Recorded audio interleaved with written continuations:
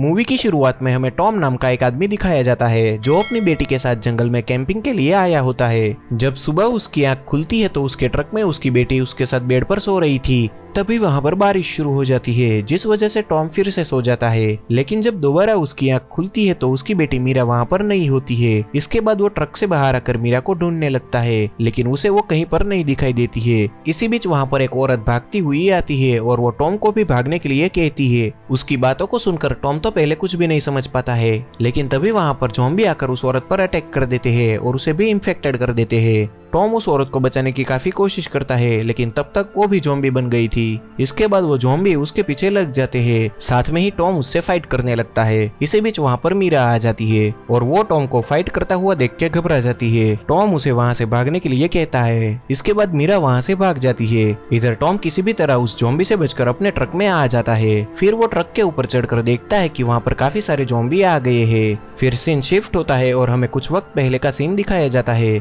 जहाँ पर हमें टॉम अपनी वाइफ नायोमी और अपनी बेटी मीरा के साथ दिखाया जाता है। यहाँ पर किसी बात को लेकर टॉम की मीरा से बहस हो जाती है और जिस बात से नाराज होकर मीरा कमरे में चली जाती है। और फिर रात में वो नायोमी से माफी मांगता है और कहता है कि मुझे इस तरह से उससे बात नहीं करनी चाहिए थी। फिर नायोमी उसे कहती है कि क्यों ना तुम मीरा के साथ एक वीक के लिए कैंपिंग के लिए जाओ, लेकिन टॉम बताता है कि वो बहुत ही बिजी है। लेकिन नायोमी उसे फिर भी कैंपिंग पर जाने के लिए मना लेती है। अगली सुबह टॉम और मीरा साथ में कैंपिंग के लिए निकल जाते हैं। फिर रास्ते में टॉम मीरा से बात करने की कोशिश करता है लेकिन वो उसकी बातों पर कुछ भी ध्यान नहीं देती है और वो अपने फोन में लगी रहती है। इसके बाद टॉम लोकेशन पर पहुंचकर कैंपिंग का सारा इंतजाम कर देता है। कुछ टाइम के बाद वो मीरा को हाइकिंग पर ले जाता है लेकिन मीरा उसे बताती है कि उसे ये सब पसंद नहीं है, उसे केवल अपने कंप्यूटर में ही इंटरेस्ट है। फिर भी टॉम उसे लेकर आगे एक खंडर तक जाता है। फिर वो लोग शाम को वापस अपने ट्रक के पास आकर बैठ जाते हैं। साथ में ही हम देखते हैं कि वहाँ पर कैंपिंग के लिए और भी लोग आए होते हैं। तभी वहाँ पर एक लेडी आती है और उन दोनों को डिनर के लिए अपने साथ इनवाइट करती है। इसके बाद टॉम और मीरा उसके साथ शामिल हो जाते हैं। फिर रात में दोनों ट्रक में आकर लेट जाते हैं।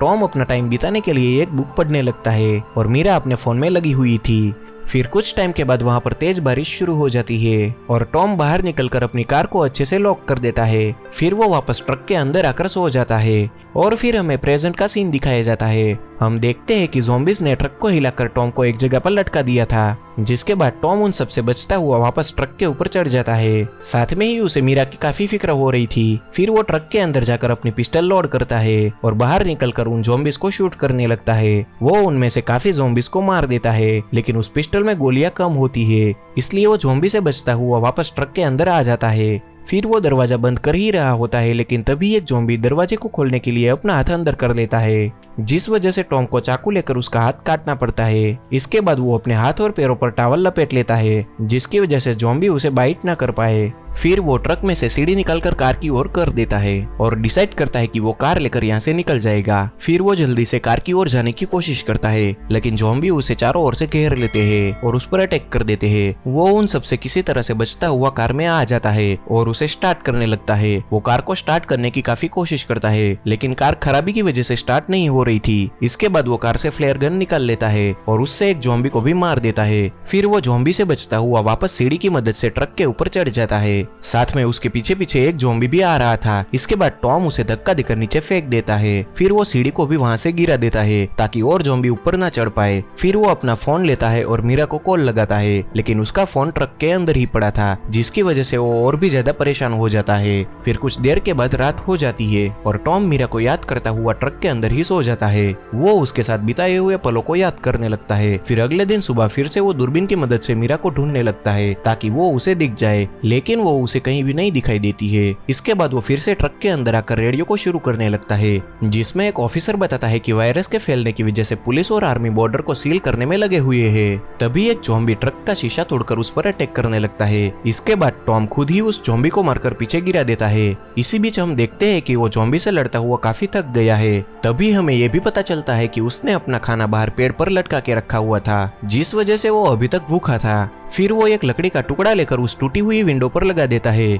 जिसकी वजह से ज़ॉम्बी अंदर ना आ पाए। वो ट्रक के अंदर से रेडियो से मदद मांगने की कोशिश करता है, लेकिन उसकी आवाज कोई नहीं सुन पाता है। इसके बाद टॉम ट्रक के ऊपर चढ़कर फिर से अपनी बेटी को ढूंढने लगता है। तभी उसे एक जगह पर मीरा दिखाई देती है। फिर टॉम वहाँ पर उससे इशारों में यानी कि साइन लैंग्वेज में बातें करने लगता है। इसी बीच हम देखते हैं कि टॉम ने मीरा को एक नोट पर साइन लैंग्वेज वाले वर्ड दिए थे, जिससे टॉम को पता चल जाता है कि वो ठीक है, लेकिन वो काफी डरी हुई थी। तभी अचानक एक ज़ॉम्बी मीरा को देख लेता है। इसके बाद वहाँ पर सारे ज़ॉम्बी मीरा के पीछे भागने लगते हैं। फिर टॉम जल्दी से उसे भागने के लिए कहता है और खुद ट्रक से नीचे कूदकर सारे ज़ॉम्बी को अपनी ओर बुलाने लगता है। इसके बाद सारे ज़ॉम्बी उसकी ओर आने लगते हैं। फिर वहाँ पर टॉम एक गोल्फ स्टिक की मदद से सब ज़ॉम्बी से लड़ने लगता है। जब वहाँ पर और भी ज़ॉम्बी आ जाते हैं तो टॉम फिर से ट्रक के ऊपर चढ़ जाता है। फिर रात में टॉम रेडियो से फिर से हेल्प मांगने की कोशिश करता है, लेकिन इसी बीच रेडियो अचानक तेजी से साउंड करने लगता है, जिस वजह से ट्रक के पास खड़े हुए ज़ॉम्बी गुस्से में आ जाते हैं और फिर से ट्रक की विंडो को तोड़ने लगते हैं। फिर टॉम जल्दी से एक हथौड़ा लेकर उस रेडियो को ही तोड़ देता है। फिर वहाँ पर फिर से बारिश शुरू हो जाती है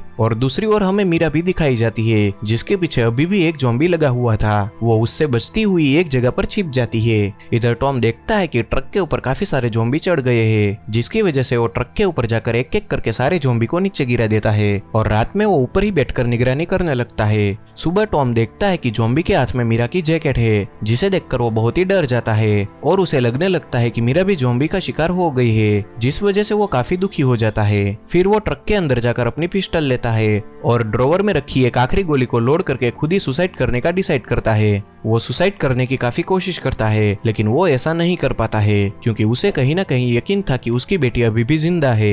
फिर वो ट्रक के ऊपर कुछ बर्तन में बारिश का पानी इकट्ठा करके उसे पीकर अपना काम चलाने लगता है। उसे ठीक से खाना न मिलने की वजह से उसकी हालत खराब होने लगती है। फिर वो ट्रक में से ग्लू लेकर टूटे हुए शीशे के टुकड़े को ट्रक के एक साइड पर लगा देता है, जिससे ज़ॉम्बी अगर ऊपर आने की कोशिश करे तो जख्मी होकर नीचे गिर जाए। तभी उसकी नजर पहाड़ी की चोटी पर पड़ती है, जहां पर आग का धुआं उड़ रहा था। तभी उसे यकीन होने लगता है कि शायद उसकी बेटी मीरा वहीं पर होगी। इसी बीच उसे एक कार अपनी ओर आती हुई दिखाई देती है, जिसके पीछे काफी ज़ॉम्बीज लगे हुए थे। टॉम उस कार को अपनी ओर बुलाता है और तभी उस आदमी की कार एक पेड़ से टकरा जाती है और ज़ॉम्बी उस कार को चारों ओर से घेर लेते हैं। फिर टॉम उसे बचाने का डिसाइड करता है और एक चाकू लेकर उसे बचाने के लिए चला जाता है। वो चाकू से ज़ॉम्बी पर अटैक करके किसी तरह उस आदमी को बचाकर अपने ट्रक में ले आता है। बाद में पता चलता है कि वो एक पेट्रोलिंग ऑफिसर है। वो टॉम को बताता है कि चारों ओर ऐसा ही हाल है और रेडियो सिस्टम बंद हो चुके हैं। इसके बाद टॉम उसे अपनी बेटी के बारे में पूछने लगता है कि क्या उसने यहाँ पर किसी छोटी बच्ची को देखा है। वो साथ में उसे मीरा की फोटो भी दिखाता है, लेकिन उस ऑफिसर को मीरा के बारे में कुछ भी पता नहीं था और वो उसे मना कर देता है कि उसने उसे कहीं पर नहीं देखा है।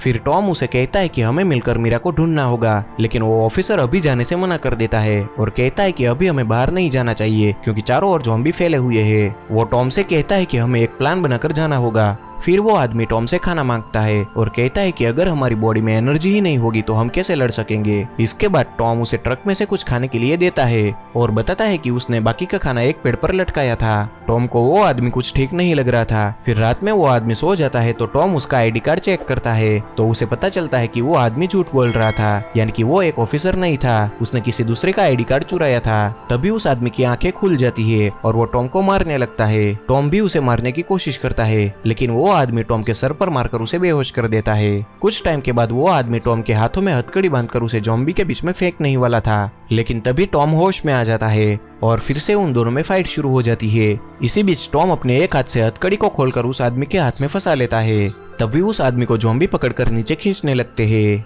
और वो ज़ॉम्बी उसे तेजी से नीचे खींच रहे थे। इसी वजह से उस आदमी का हाथ कटकर हथकड़ी में ही रह जाता है। इसके बाद टॉम यहाँ से निकलने का फैसला करता है और वो फ्लेयर गन लेता है और ट्रक के अंदर की बैटरी निकालकर उसे लेकर कार में आ जाता है। साथ में ही उसके पीछे काफी ज़ॉम्बीज लगे हुए थे। वो किसी तरह से कार को स्टार्ट करके यहाँ से निकलने लगता है, लेकिन ज़ॉम्बी आसानी से उसे जाने नहीं देते हैं। इस वजह से उसकी कार एक पेड़ से टकरा जाती है। फिर सारे ज़ॉम्बी ने टॉम को बुरी तरह से घेर रखा था। इसी बीच टॉम फ्लेयर गन से ट्रक के पास रखे सिलेंडर पर फायर करता है, जिसकी वजह से वहां पर बड़ा ब्लास्ट होता है और इस ब्लास्ट में वहां पर मौजूद सारे ज़ॉम्बी मारे जाते हैं। लेकिन इन सब के बावजूद भी टॉम अभी जिंदा था। सुबह होने पर वो उसी पहाड़ पर जाने लगता है जहाँ पर उसे धुआं उड़ता हुआ दिख रहा था, जहाँ पहुंचकर उसे मीरा मिल जाती है जो बिल्कुल ही ठीक थी। फिर वो दोनों एक दूसरे को देखकर काफी खुश हो जाते हैं और इसी के साथ हमारी ये मूवी यहाँ पर खत्म होती है। तो दोस्तों, अगर आपको हमारी ये वीडियो अच्छी लगी हो तो प्लीज लाइक करें, शेयर करें और सब्सक्राइब करना बिल्कुल भी ना भूले।